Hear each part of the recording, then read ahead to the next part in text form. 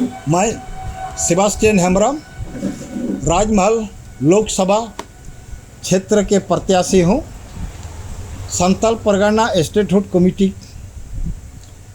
तत्वावधान में हम स्वतंत्र प्रत्याशी हूँ। हमारी रजिस्ट्रेशन नहीं हो पाने के चलते आज हम निर्दलीय के तौर में इस लोकसभा को कंटेस्ट कर रहे हैं। हमारी संगठन की मांग है कि हमने पीछे विगत 50-60 साल 70 साल से यही देखते आ रहे हैं कि विभिन्न पार्टियों और विभिन्न नेताओं ने हमारा संथाल परगना के हुल शब्द से यहाँ का आंदोलन को पैदा किया। उसकी श्रेय हमारा प्रथम स्वतंत्र सेनानी सीधे कानू के वंशज भोगनाडी यहाँ से शुरुआत हुई है। हमारे हर संगठन, हर नेतागण और हर पार्टियों ने भरपूर इस्तेमाल करके अपनी अपनी रोजी रोटी आज सेंक लिया संथाल परगना का नाम पर। दुख की बात है कि मैं या हमारे संगठन के सारे जानता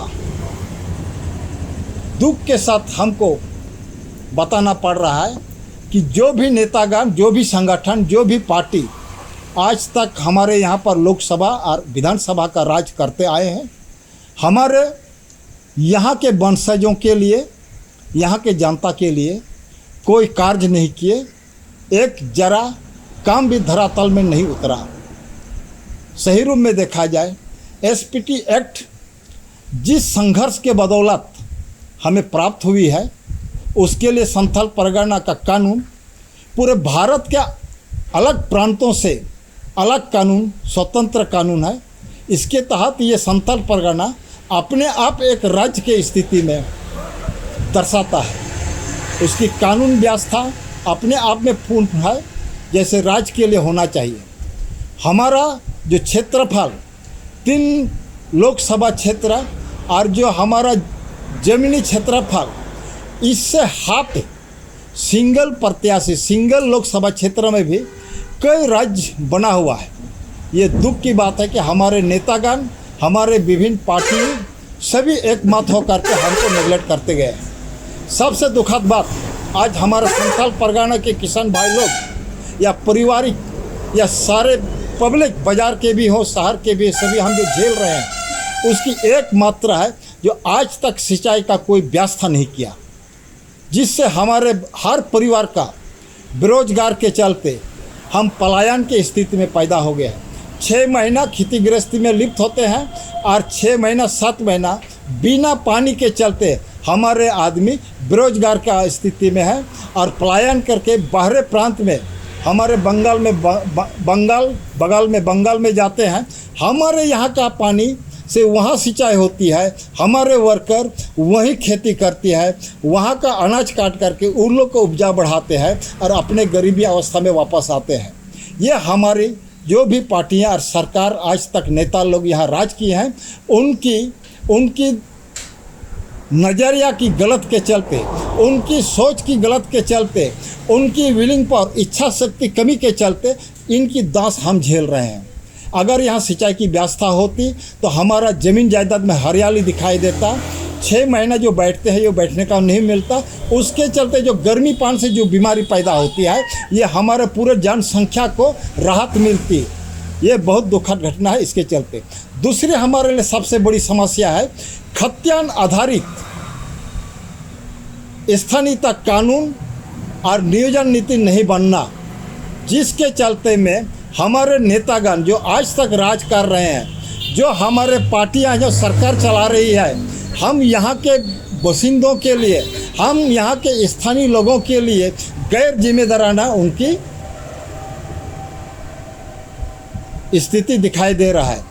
हमें नज़रअंदाज किया जा रहा है। हमारे यहाँ के जो बाल बच्चे हैं, पढ़ लिख करके भी बेरोजगार होते जा रहे हैं। नौकरी अभी 5-6 महीना पहले जीई का जो एग्ज़ाम लिया गया था, उसमें 60 to 70% आदमी बाहर के बहाली हुए और हमारे यहाँ का आदमी अगर स्थानीय नीति, खतियान आधारित स्थानीय नीति लागू रहता तो बाहर का राज्य स्तर का कोई भी नौकरी में एक भी आदमी अलाउ नहीं होता।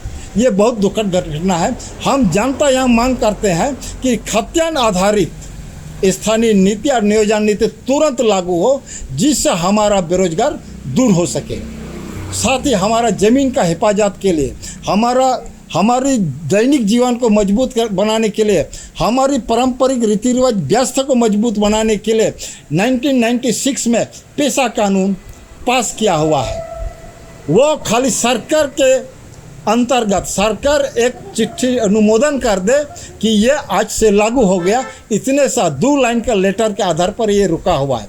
अगर वो भी लागू हो जाता तो हमारा जो मंझी परगना जो व्यवस्था है, हमारे जो गांव का ग्राम सभा की जो व्यवस्था है, इस जल जंगल ज़मीन की जो सुरक्षा है, ये हमें बल मिलेगा, मजबूत मिलेगा।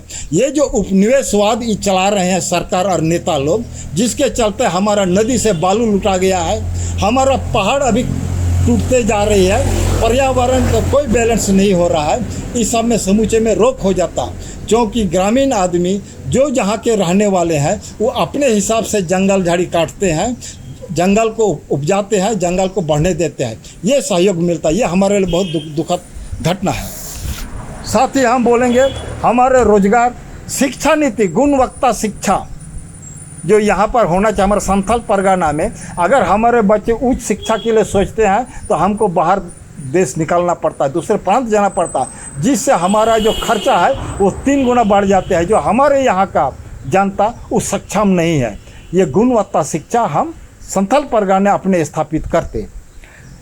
स्वास्थ्य संबंधित भी हमारे जो इतने स्वास्थ्य रिलेटेड में काज कर रहे हैं, हमारे उन सभी को 15 साल 10 साल ज़्यादा हो रहा है, कोई उन लोग को नियमित नहीं किया जा रहा है। वैकेंसी पड़ी हुई है, उसकी बहाली नहीं हो रहा है, उसका प्रॉपर चेक करने का कोई मशीनरी या कोई लेबोरेटरीज कहीं स्थापित नहीं है। इसके चलते हम लोग बाहर के जो स्टेट है अगल बगल, हम लोग को वहाँ जाना पड़ता है, इलाज के लिए बहुत दिक्कत होती है। इस पर इसे हम लोग देखना चाहते हैं। साथ ही हमारी मांग है कि सरकार तो अभी तक नहीं किया, लेकिन हमारा संगठन संथाल परगना स्टेटहुड कमेटी की तरफ से हमने महसूस किया है और मांग करते हैं कि राज्य स्तर की जो भी नौकरी है, राज्य स्तर की जो भी नौकरी है उसमें स्थानीय युवक वर्ग को मिले, और केंद्र शासित जो नौकरी आएगी वो संविधान के तहत जो प्रावधान बना हुआ है उसके तहत हमारे नौकरी में ऑब्जर्व हो। मैं इतने सारी बोल करके हम इस वक्त अपना कथन यही समाप्त करता हूँ। जय जोहार, जोहार संथाल परगना, जोहार संथाल परगना स्टेटहुड कमेटी।